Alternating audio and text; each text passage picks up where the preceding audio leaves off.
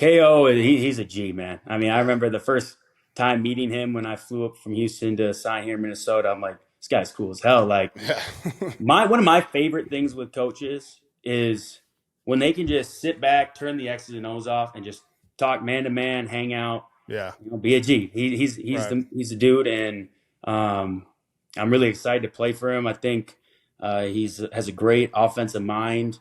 He's going to have our team ready to go each week, and Smart, man. You got to gas up the head coach going into you, camp. You know, you that's a vet move do. right there.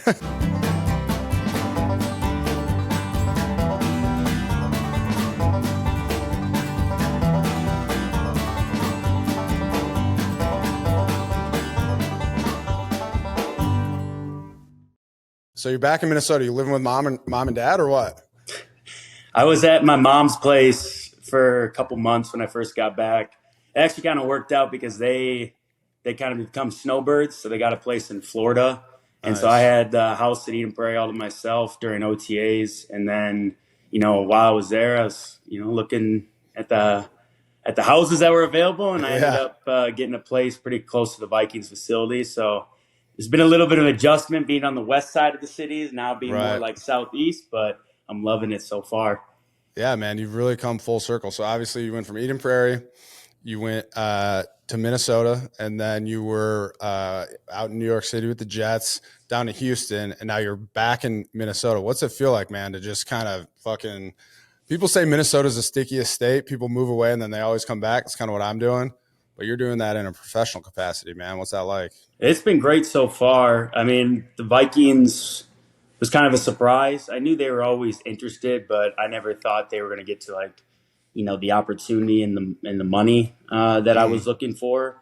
And leading up to like the day I could talk to the team, agree to terms, all that in free agency, they just got super aggressive. And obviously, talk can be cheap, especially I mean as in the NFL world, but. It felt really good kind of having my first opportunity to get my meat and potatoes, but also, the coaches seeing, the value that I saw in myself. But coming back, it's a dream come true. Now, I was on a podcast, was it last week or 2 weeks ago, podcast out of here called 10,000 Takes, but I leaked the news that I grew up a Packers fan. So, a lot of people that know me, they were like blown away, like what is going on here? But Yeah. it's a full circle moment, like you said, and I think it's a perfect story for the hometown kid, right? Right. And especially when you add the fact that I played college ball here.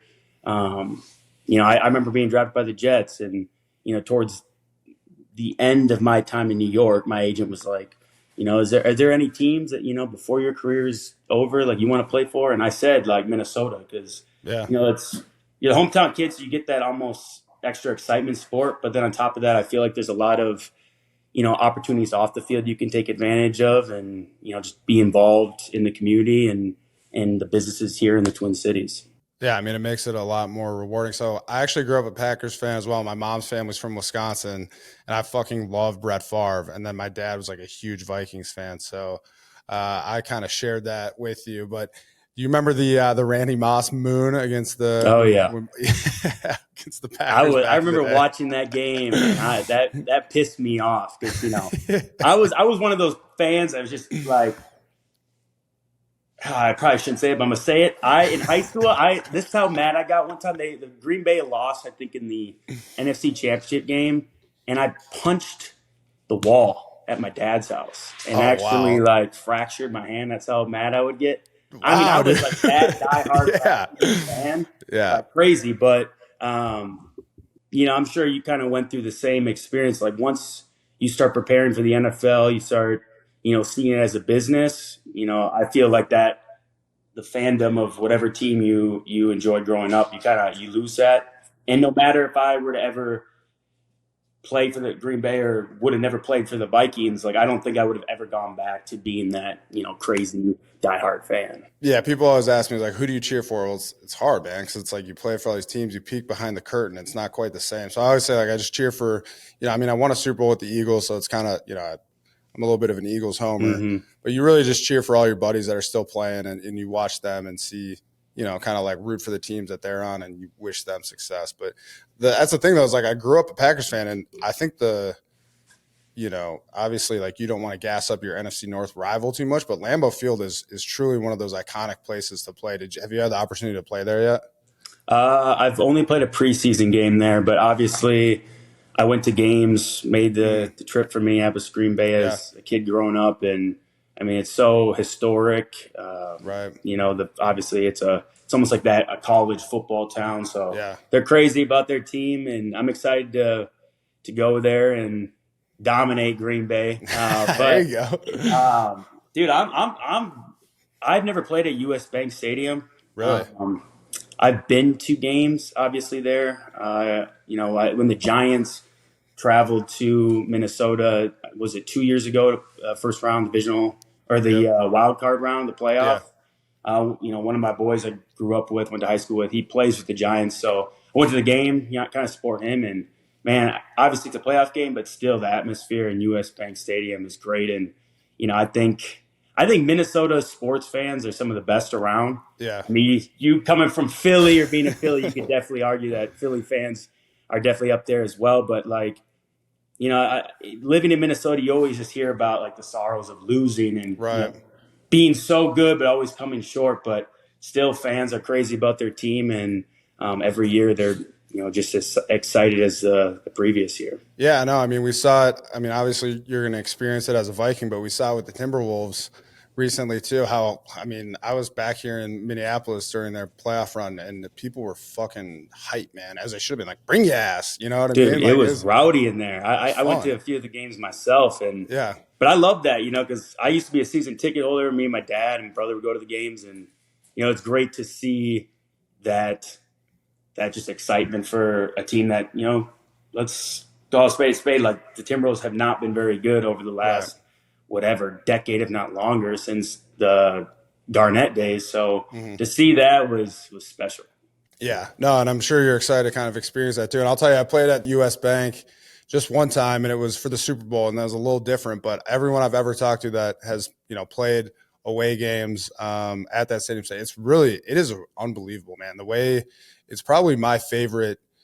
I'm a fan of outdoor football. Like I just think that that's how it should be, but obviously you can't really do that in Minnesota. And I think it's the best indoor stadium. Like I like it better than Dallas, and it's an awesome place to play, man. I think you're gonna love it. Like the skull chant and people. I mean, it's a fucking unbelievable atmosphere. So you're really gonna enjoy it. It's a lot better than I don't even know. Like it's a lot better than TCF Bank Stadium, man. I gotta Definitely slip bigger in and some. louder. Yeah, I gotta slip in some Gopher shit talk here. But I did want to ask you about that. What's it like? As like I said, I grew up in Minnetonka. I went and played for the Badgers in Madison in college, but I always kind of, in the back of my mind, I was recruited by the Gophers. I was always, kind of in some alternate reality, I played for the Gophers. I've always been curious what it's like to grow up and play college football in your home state. How was that experience? It was good. I think your journey through whatever team you're on, it's always gonna be better when you're winning. And unfortunately, like we didn't have many great seasons when I was there. Our best year, I think we won 9 games, was my sophomore year. But it's awesome to be so close to home because you get the people that supported you and went to your games growing up. They also get to come to your college games, and I love nothing more than having all my family or buddies at the home games. At the time, it was TCF Bank, and then after the games, we're going to crush some beers afterwards, Yeah. and whether we win or lose, we're going to have a good time. Yeah. Well, you say that you didn't have that many good years, but I mean, 2018, Gophers won the Axe in Madison.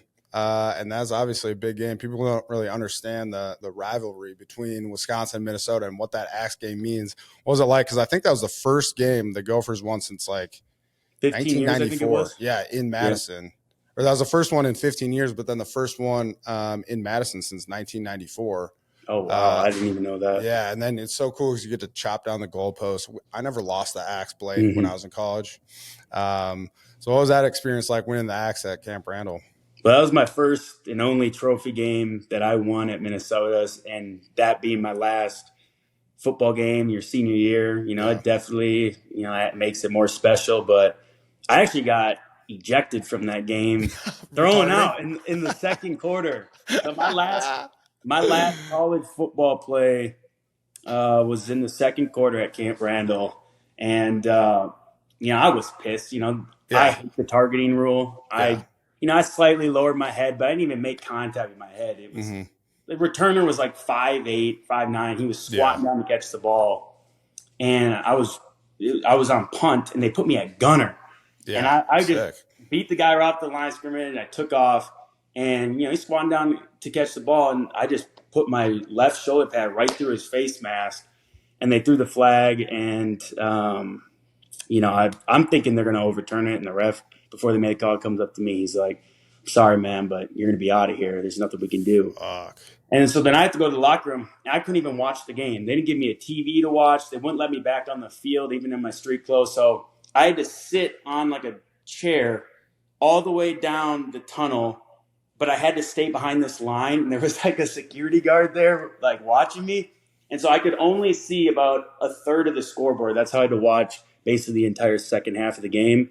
And then as we started pulling away, I'm like, we got, the game wrapped up. I think we started clearing the bench, around 10, 12 seconds, and our side Yeah, started because you running to go get the sprint axe. over to get the axe from the Yeah. other sidelines. Yeah. Yeah. And I'm like, I got to be a part of that. And the Yeah. security guard is looking at me like doing this, putting his hand out like, you need to wait until that clock hits zero. And I was like, fuck it, I'm gone. I'm not Yeah. missing this. You had to hit him with the move, the punt gunner move. You know what I mean? Stack him. I just bolted down the side. He's telling me to stop. And then whatever, I was able to get in there and cut down the one goal post, and we traveled to the other end of the field where Yep. your student section is, chopped that one down. So with that being my only like trophy game, I was able to win. Like it was definitely special, and I can't. No offense, I can't stand Wisconsin. So to get it against Wisconsin, The feeling is mutual, Blake. I know. I mean, we can talk all day about that Wisconsin and Minnesota rival, but we can also talk about that Minnetonka Skipper and Eden Prairie I know, Eagles man. rival, because we always joke in Eden Prairie that Minnetonka always wishes they could be us, but we always had your guys' number. No, I know. I told that to our producers before the show. You guys, I mean, we always would get knocked out in the section final by Eden Prairie every fucking year, man. And I look back through because I was like, I know these motherfuckers won a lot of state titles. Did you win 4 state titles in high school at Eden Prairie when you were there? Yeah, every year we won it. I want to say we won. I know we won 7 in a span of, or we won 6 in a span of like 8 years. Yeah. It's impressive. Yeah. I mean, It was a good run. You can talk that shit to me once you win a Super Bowl in Minnesota. How about that? Fair enough. Fair enough. No, but the ultimate goal. You guys really did have. I actually played with a bunch of guys. A lot of guys from Eden Prairie, I feel like, went to Wisconsin. Blake Sorensen. I mean, that's an old name. I'm not sure if you're familiar with him, but I played with him at Wisconsin. Really good linebacker. And then I think he played with Ryan Conley. I missed him in college, but he's another really good linebacker from Eden Prairie. So you guys have a great high school football program, man. And you're not. I don't think you're far off with that comment that you guys say around the facility, because shit, man, you guys always used to whoop us. I'm not even gonna lie. It was a tough matchup. Like playing Wisconsin every year when I was a Gopher in high school, my favorite matchup was always to play Minnetonka. Yeah, go Skippers, man. Yeah, it's high school rivalries are great, man. Let's talk about some NFL football a little bit. That's kind of where my heart lies. I'm sure you too, obviously, since you're in the thick of it. You got camp coming up here real quick. But I want to talk about your time in Houston, because your head coach for 1 year, DeMeco Ryans, I actually played with him for 2 years in Philadelphia. He was a linebacker.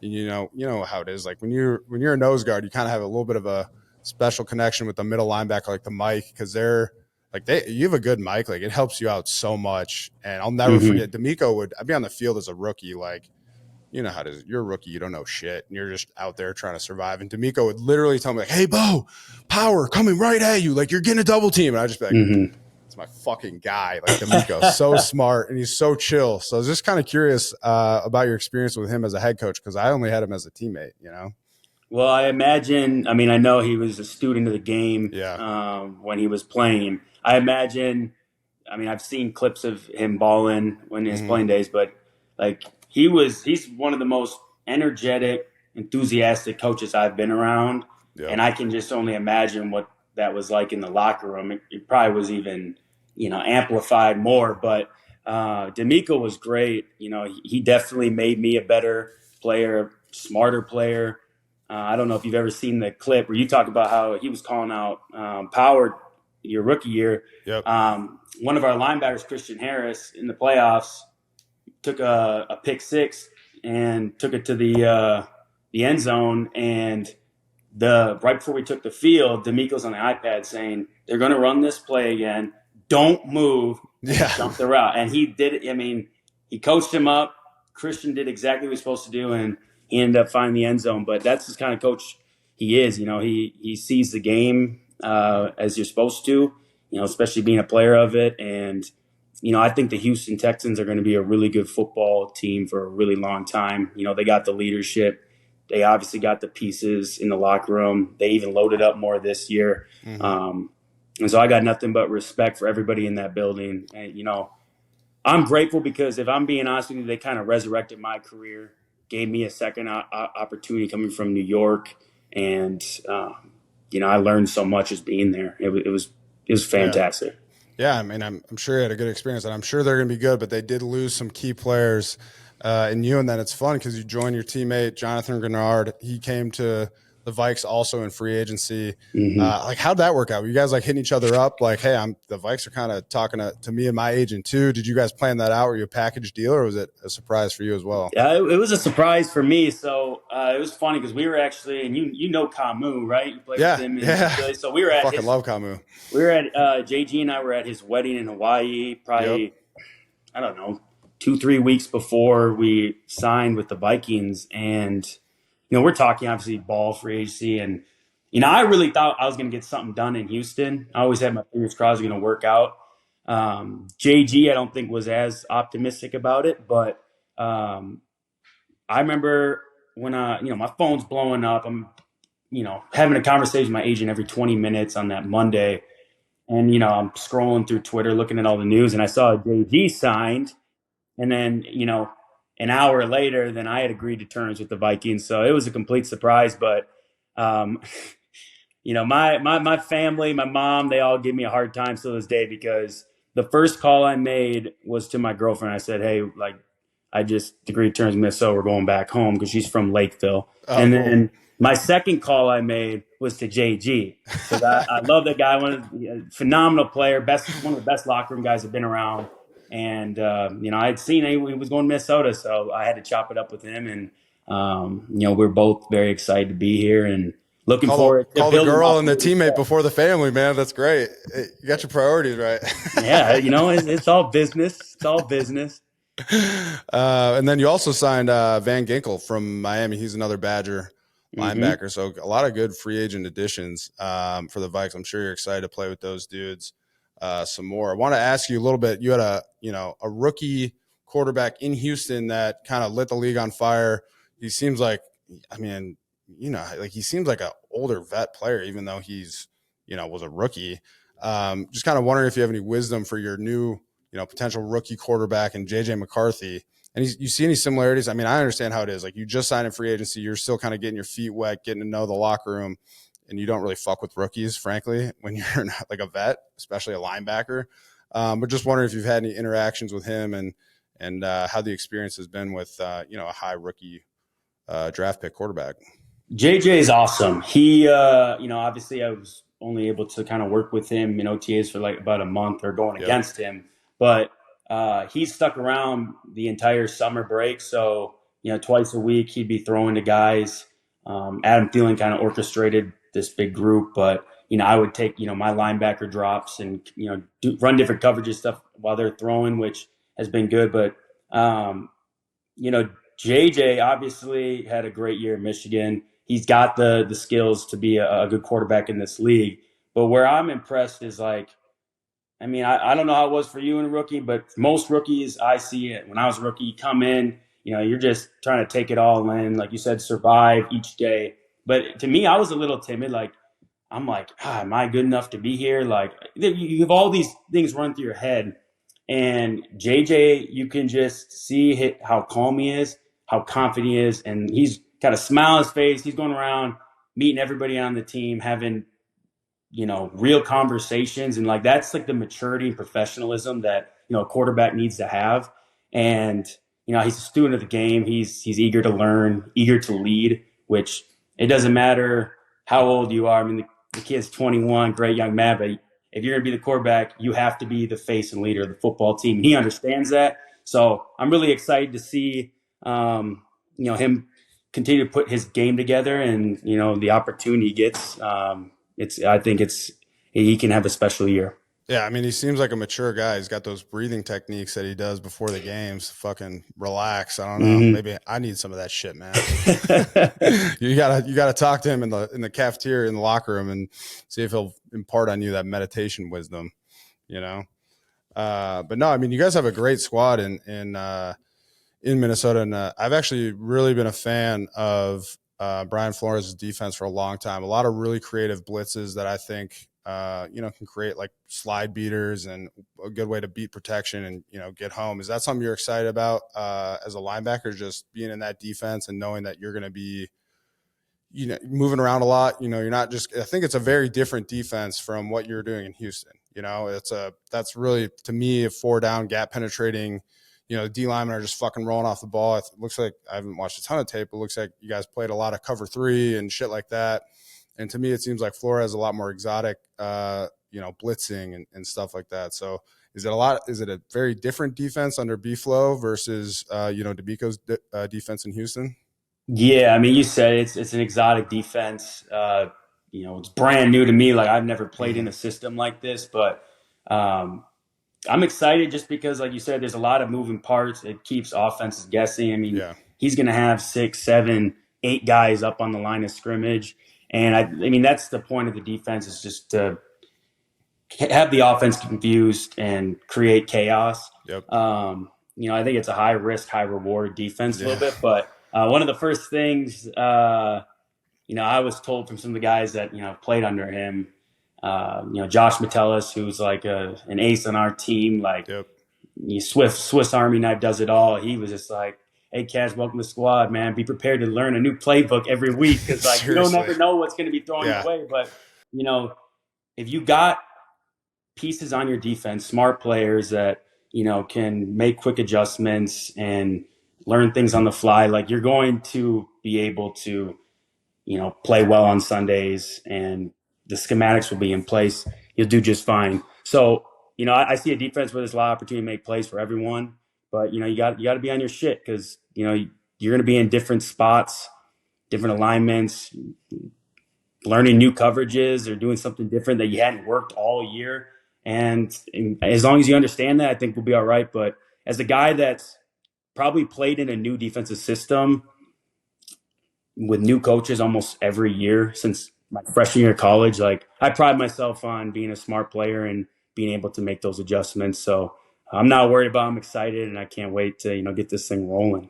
Yeah, I mean, it sounds a lot like I was with Todd Bowles in Tampa Bay, and he did a lot of the same, like, exotic blitzes. We come in on a Wednesday, and it's like, holy shit, we haven't even dusted off this blitz since camp or OTAs. Mm-hmm. But we had a lot of smart players, like Levante David is a vet linebacker that really kind of got everyone lined up. It seems like in Minnesota, you got guys like Harrison Smith who've been doing it forever, and I'm sure Harrison Smith's probably a great guy for you to learn from, and a pro that you can kind of emulate, and I'm sure he's one of those guys that's getting everyone lined up, right? Oh, absolutely. I mean, the way I see it is, he's a future Hall of Famer, a guy that, it's really like it's kind of his defense. He's without question the smartest guy out there, and you got to take advantage of that. When you got a guy playing behind you like that, like, I mean, like you talked about your rookie year, DeMeco's calling out plays. Like, Harrison does the same thing. He's calling out route combinations just based off alignment. So, like, everyone's just got to be dialed in and be talking, because a guy like that's seen a lot of ball. He's made a lot of plays, and if he's going, we're all going to go. Yeah. Wanted to ask you quick, you got another teammate or another former teammate joining you in Minnesota, Sam Darnold. Were you boys with him in New York? Is it nice to see that familiar face as well? Man, I love Orange County. He's a great dude. That's what I call him, a little Cali boy. But Sam is awesome. Great teammate, great person, great player. I truthfully felt that like in New York, he did not have a great situation. I mean, call it out is our offensive line was struggling. We didn't have the weapons. It was dysfunctional a little bit, but I mean that guy battles and he goes to war. I mean, I think my rookie year he like cracked a rib or something, and they're trying to hold him out, and he was like, "F that, I'm going back in. I'm finishing this game." And like I can't imagine playing with that kind of injury as a quarterback, just all the Right. torque and turning and And yeah. then you take shots, you never know how you're going to get hit in the pocket. Exactly. So, he's a leader, a guy that I respect a lot. And, with him and JJ, it's above my pick. I don't know how that's going to shake I out, get but it. I think, it'll be a great competition. And, I've always said, like, for people that don't know Sam's game well, like, he's got everything you need. He just got put together. And I think this is a perfect situation for him as well. Yeah. Well, that's exciting, man. And then want to ask you quick about Kevin O'Connell. I saw him kind of watch a little bit of Receiver on Netflix, and he was blowing up in the locker room after the Vikings lost to the Eagles last season. Obviously, you weren't on the team there. Just wondering what your experience has been like with him so far. I know, you've only been there for OTAs, but how's he been compared to, DeMeco in Houston? I would say like both enthusiastic coaches, guys that are player friendly, have a great established cultures, or they have a plan for how they want their team to be ran, and they want it to be player led. Yep. Um, Ko, he's a G man. I mean, I remember the first time meeting him when I flew up from Houston to sign here in Minnesota. I'm like, this guy's cool as hell. Like, Yeah. my one of my favorite things with coaches is when they can just sit back, turn the X's and O's off, and just talk man to man, hang out, Yeah. be a G. He's Right. the dude, and um, I'm really excited to play for him. I think he's has a great offensive mind. He's going to have our team ready to go each week, and Smart, man. You got to gas up the head coach going into you, camp. you That's a definitely vet move do. right there. But he is. I mean, like how his interactions with everybody on the team. It's almost like he's another player in the locker room. Right. And he Like was a player it's too, cool. just like DeMeco, and I feel like those coaches, the guys that played, don't get me wrong, like you always have respect for your head coach or any coach that you have. But the guys that played, you just feel like they kind of get it a little bit more, Hmm. and they know how to command a room and they understand what it's like for you, like during camp or during fucking week 15 when you're just like, Jesus. I always felt that too. You feel like you can kind of get along. You have that mutual respect for those coaches. So seems like Absolutely. Well he's a good said. one, man. Yeah. So I want to ask you real quick. Like I said, we got some Minnesota boys doing a Minnesota pod. I think probably one of the biggest bummers about being in camp in Minnesota in August is that you fucking missed the Minnesota State Fair. That's one thing. I went to the Minnesota State Fair last year, drank one of those little THC seltzers that they got up here, and I ate 15,000 calories, man. Were you a big Got Minnesota you. State Fair guy growing up, or Oh you yeah. were too I busy mean, with camp? no, I love the Minnesota State Fair, and then even like in college, we go as a team. Like, Oh, we'd load up the sweet. buses. Yeah, we go as a team. It'd be kind of like a Like a camp, like we used to call it a yeah, like pool a camp day. You know what I bonding mean? thing. Yeah. Yeah, exactly. So, Yeah. um, I didn't go for like I want to say like 5 years, but Yep. then I remember last year I actually got to go for like a day because after we had like a 3 day break after preseason, and Yep. I flew up to help my girlfriend move some of her stuff down. But then we had a day. We're like, let's go to the state fair. So I'm hoping that we get a few days here at the end of preseason where I can go because the state fair, I think it's been the number one state fair in the country for a long time. It's So amazing, man. People it's just the sleep on best. Minnesota. They don't get it. They It's a lot of don't. good food up here, man. I'm in North Loop right now. Dude, all I've been doing is fucking going out to these fancy little dinners, eating, and hitting A up lot of great, Cuzzy's late night. restaurants in that area. I'm going to Porzana's here soon because I haven't had that yet, and That's that great. opened up in I was there November. on Friday, man. Check How out. was it? It was good. Good Good. food, man. Really good food. And then go to Flora Room right underneath. This is a Yep. vibey little Yep. cocktail spot. You Like can mention your it's like girlfriend. kind of like a Bring little your girl a date speakeasy night. almost, isn't it? Yeah, yeah, Yeah. it's sweet. And then, dude, I fucking love the food in Minnesota. I was telling one of the co-hosts guy would come on, like he was kind of shitting on Minnesota. So I had to do a Minnesota like travel destination location, talk about Minnesota. I just ended up talking about all the great food there is here for like 15 minutes. It's a good spot, man. So Dude, it's great. So people just don't know anything about Minnesota. they don't You're know. not Yeah. from like around the Midwest, you know? They have no clue. Amen. Well, shit, man. Hey, thanks a lot for coming on, man. Minnesota athletes, we got to look out for each other. I'll be up in Minnesota a lot. Would love to hang. We can recreate the Vikings boat party scandal on Minnetonka. Hey, I'm a Lake Minnetonka regular, so we can get out there. You'll appreciate this story. I was trying to tell someone, but they didn't get it. But Maynard's is the hot spot on Lake Minnetonka. Everyone kind of rolls up in their boats. I'm sure you've been there. But when I got drafted, like I was a 7th round pick, I got drafted by the Eagles, you know, had a draft party with my family. I was a little tense because I didn't think I was going to get drafted. Mm-hmm. Got drafted. My whole family went over to Maynard's. We got kicked out of Maynard's. I was so butthurt about it because like we ordered a bunch of shots or whatever. I was celebrating, man. 7th round pick. I made it. They kicked out me and my dad and like our whole family. My dad, like we didn't do shit. We just ordered too many drinks. And they're like, if you take these 2 shots, like you got to go. And the most annoying part is there was some dude that went to high school at Minnetonka. Anyway, so got kicked out of Maynard's, went over to Haskell's, which is a dive bar right around the corner in Excelsior, Dirty H. We got kicked out of there too. We kind of deserved that one, I'll be honest with you. But I was so fucking butthurt about getting booted from Maynard's on draft night that I never went back for like 10 years. I was like actively boycotting it.